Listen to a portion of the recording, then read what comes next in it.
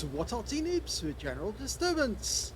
This is the 105 leFH18B2, the French Tier 5 premium SPG that most people know as a leFH or a leaf blower, and we know as VP La Pew Pew. This one's on the southwest spawn of Karelia under the command of ProvoBob. Now he's Australian, you can see that the kangaroo on the side of his turret, yep, or you could say the gun shield. And, well, that means that he's on the Australian server, and on the Australian server there's quite a few bots, and if you look at the team lists, you can see that, well, there's quite a lot of them. They're the ones with the colon in front of and behind their name. And there's a lot in this game, but there's also a few real players in this game as well. And, well, we can see some of them. The BDR on his team is also a bot, is a real person, so is the KB222, the M10R-M, then there's ProvoBob himself, and the other VP, Pickled Jester. Yeah, he's in a real tank, and so is the Stug 3 Aslains B. Now, let's have a look and see what we can see. Oh, enemy turn up! It's a VK3001H, he's in the swamp in the centre. Lining up a shot, rounds out. First shot lands in the water right next door to him. Did some track damage. Second shot hits him directly, and he's picking up loads of damage assisting it. And the kill shot goes to Pickled Jester. We've got a Wolverine hiding behind that rock there. He's only exposing the top of his turret and a bit of the engine deck. Oh, and enough for a direct hit by ProvoBob. Very difficult shot, but he did manage to get the guy. Fires in again. And that one hit the rock side. I think Pickled Jester just fired a heat round at that guy as well. Now, ProvoBob's elected to carry 5 rounds of heat ammo and 45 rounds of HE, and he just hit the guy with another HE round, and so he's probably lost most of his hit points. Oh, another direct hit! So that Wolverine is probably down to his last few hit points. Okay, well, we've got no sight of him at the moment, but we do see a 14 TP of the enemy team making his way up to the center rocks. He's in cover now, but somebody knocked down a tree in that tree line up on the horseshoe, and it suggested that it might be a Lux from the enemy team. In the meantime, we've got a DW2 or Debruxwagen, one of their early attempts at a heavy tank. Not a very good attempt actually, but never actually got built.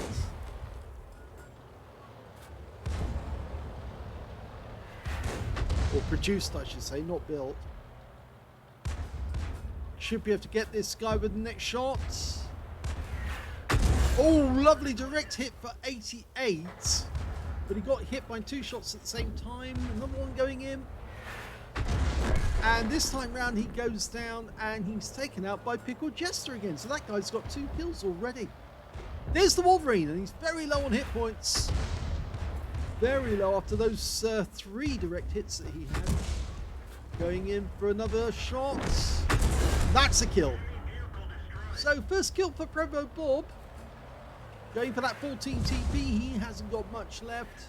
He's having to let it dial in before he can shoot.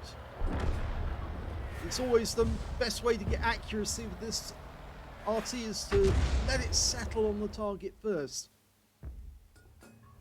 In the meantime, another DW2 was seen over in this corner, and he's using the mini-map to actually center the aim. Rounds out. Oh my god, he got a blind kill using the mini-map. He took out an enemy tank that had been seen hiding in that corner, and he was still there, he hadn't moved. Going for the looks now. There's a duck up there as well, an AMX-40. Trying a blind shot on the looks, that didn't work. There's the looks. He changed position. went back to the rock. He's only a one shot.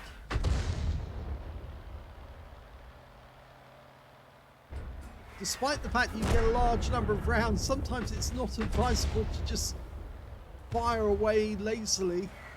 Pickle Jester got another kill, he got the looks, and we fired and looked away, so we missed the chance to see what happened to that enemy, but he has found a target that he really wants to kill, and that's one of the enemy Arty. He fires in at long range.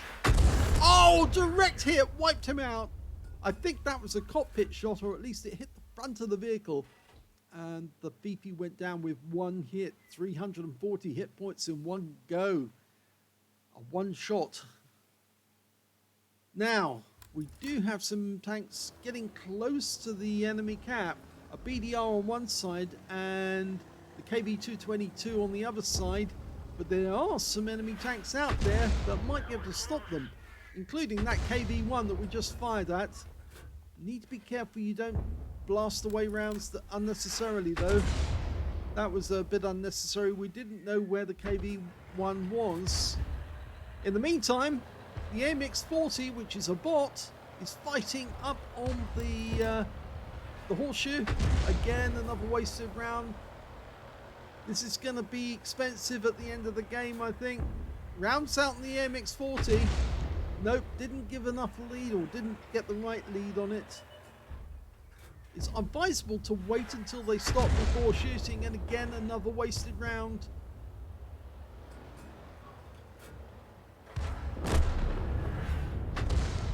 Now Bob is actually changing position whilst he's in the aim mode. You can see that because of course he's moving forwards, and he's managed to get a bit closer so he can shoot at this gorilla.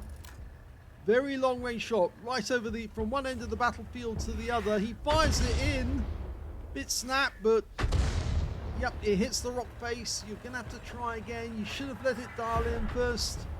Rounds out, and this time round he gets the gorilla. Yep, it does help to let the aim settle.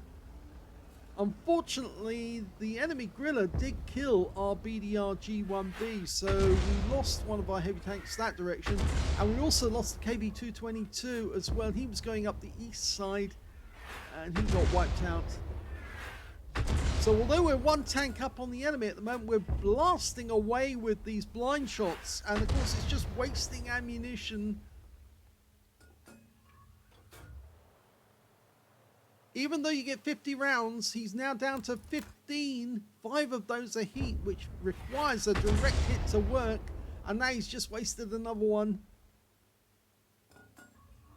We are running short on time as well. We're halfway through the battle, and although we're one tank up on the enemy, there's only 4 left on their team.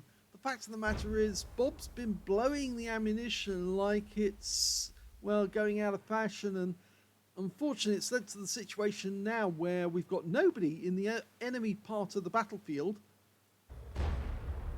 They've got a 14 TP up to the west.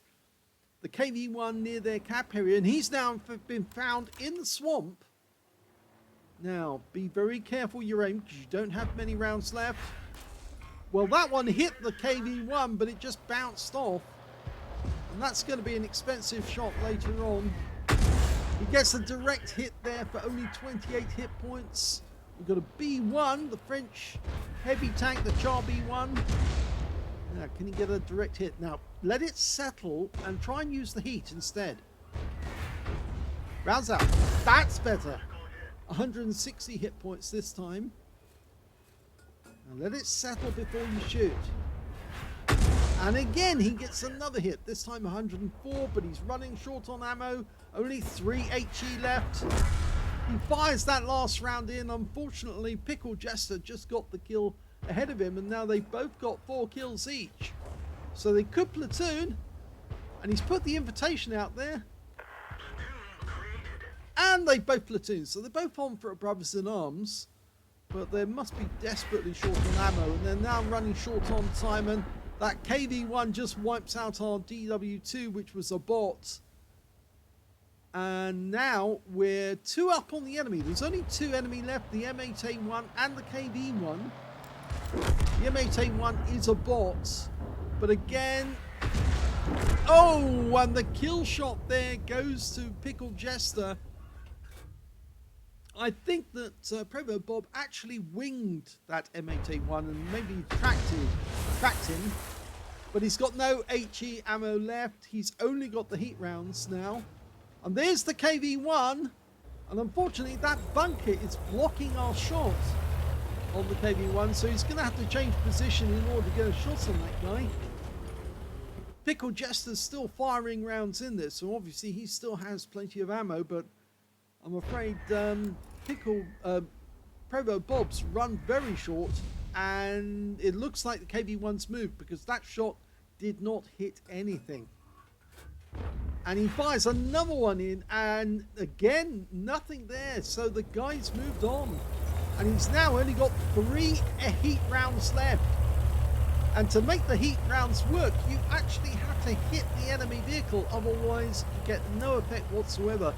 They have to hit the target to make that gaseous hole that punches through the armor. Well, it looks like Pickle Jester's going to go and capture the base. That's what he's just said.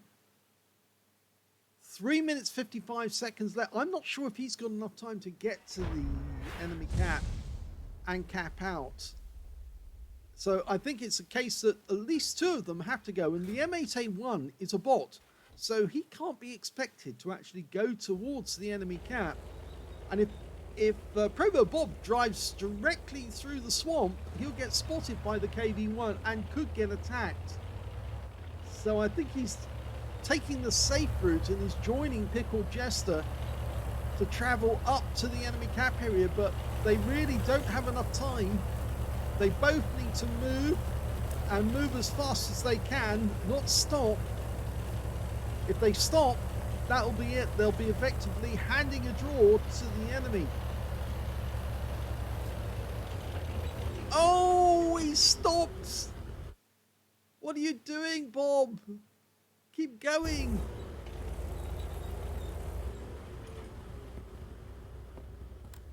I think Bob feels that if he can see the M8A1, he might be able, or rather, if the M8A1 can see the KV1, and he found him, that he might be able to stop the KV1 from capping.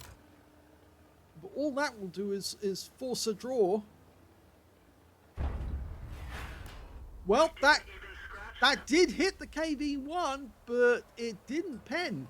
It hit the tracks of the vehicle and didn't go through. That's the problem with heat rounds. If they hit the wrong spot, then they just expend themselves on the metal that they find. So if you've got a thick drive wheel, then all you'll do is create a hole in the drive wheel, but not in the side of the vehicle. So that would have hit the KV1, but now he's got absolutely no chance of getting to the enemy cap in time, because that's the 2-minute warning. Absolutely no chance of getting up there, and I don't think that Pickle Jester can cap out. Now it's too late.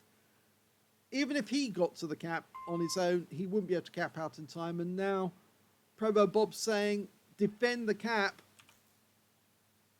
I don't think it really matters now. Even the KV1 can't cap out on his own, and he's not in the cap, so I think this game is going to be a draw unless they can kill the KV1. That's the only way that they can win this one now. They can't get to the cap to cap out together. When ProvoBob stopped, that threw that out of the window. And we now know where the KV1 is, but of course he's facing a bot. And the bot is going to be, well, vulnerable. He could be taken out. And ProvoBob's only got 1 heat round left after blowing his wad. Oh, and he's fired his last round in, didn't get anything for it. And that means it's definitely going to be a draw now. We're into the last minute.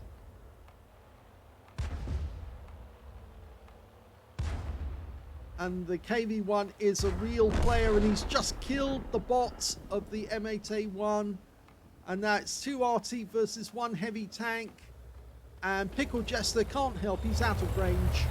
So this game is definitely going to be a draw, very sadly. At least it wasn't a victory for the enemy team, but it could have been a win.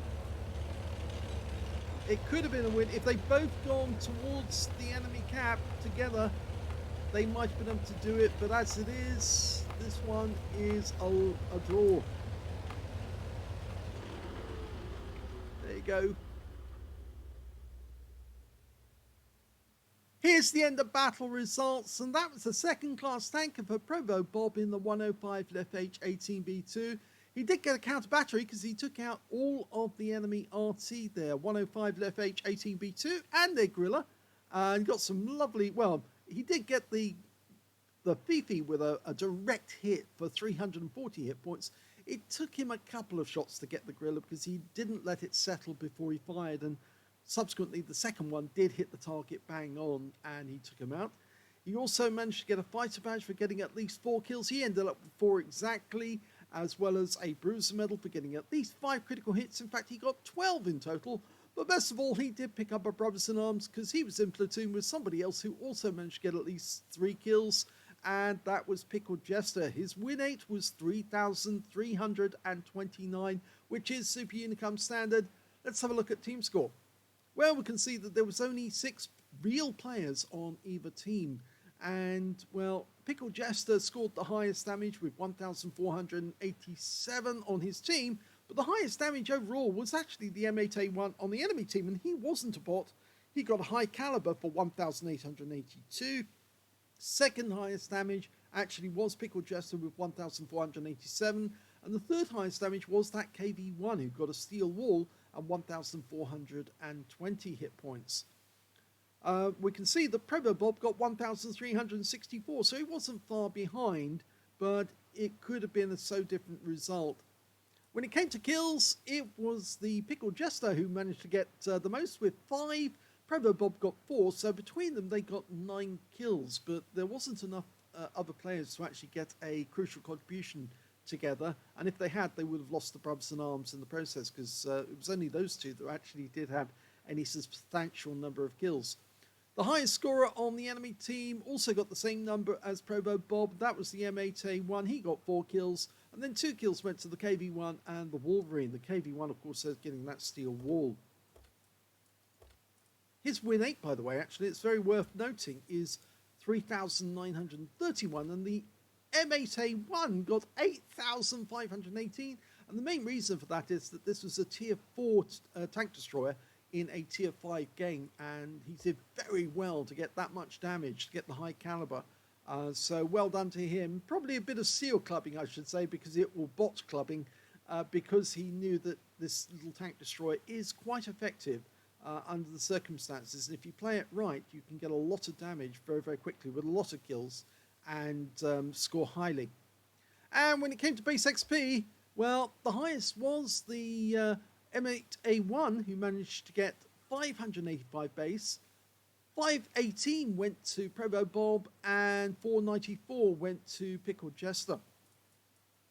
He fired 50 rounds, all of his ammo blown away on that one. Unfortunately, a lot of that ammo, he really does need to be more careful about not firing when he's guessing where the enemy is. He was blasting away with the ammo. He could have actually, if he conserved some of that ammo, possibly taken out that KV1 later on in the game. All he needed to do was actually change position and to drive directly to the east side of the map. And if he still had some of that HE spare, he would have been able to take the guy out at closer range. But unfortunately, he did blow virtually all of his HE rounds. And then his heat rounds, well, one of them was ineffective, and the others were fired into the ground. He also got 13 direct hits on the enemy, 2 penetrations. Pretty sure that the penetrating shots were the Gorilla and also the Fifi. Yep, he penetrated the Fifi. Did he penetrate the Gorilla? Yes, he did. And if we see, got 15 splashes as well on the enemy, 1,364 hit points, all of it at more than 300. Damaged 9 of the enemy, killed 4. So he was, well, 2 out from getting a Confederate. And because that would have been nice, and 2 out, actually not 2 out, no, he would have, he potentially would have got a Confederate if he'd hit 1 more enemy tank. and he also got 506 hit points of damage assistance in the game. 34,418 credits from the battle, 6,075 for courageous resistance for getting an epic or battle hero medal in a losing or drawn game. He got the Brothers in Arms in this one, didn't he? And the counter battery, sorry. And 40,493 credits altogether after resupply of his ammunition. He still came out with a profit of 14,733 credits. He got 25 bonds because he completed a mission, and 777 XP, 492 for courageous resistance, 508 for this being a premium vehicle, and took away 1,777 experience points altogether. Could have been a victory if only they both not stopped and driven until they got to the enemy cap and just let the M8A1 harass the KV1 until, of course, they managed to cap out. In fact, I think they possibly, both of them, if they both got left at the same time, could have reached the enemy cap and could have capped out, because of course it would have been half the cap time, but unfortunately it just didn't work out like that in the end. Sometimes you have to learn these lessons and realize that it's better to just go and cap as quickly as you can, because it's virtually impossible to defend your cap otherwise on your own, and you'd cap out faster than the enemy would anyway if you got there in time. I'm pretty sure that KV1 was just so slow because he was wondering where the M8A1 and, of course, ProvoBob was. So, if you enjoyed that replay, please give this video a like, do subscribe to my channel, leave a little comment down below because it feeds the algorithm, and thank you for watching.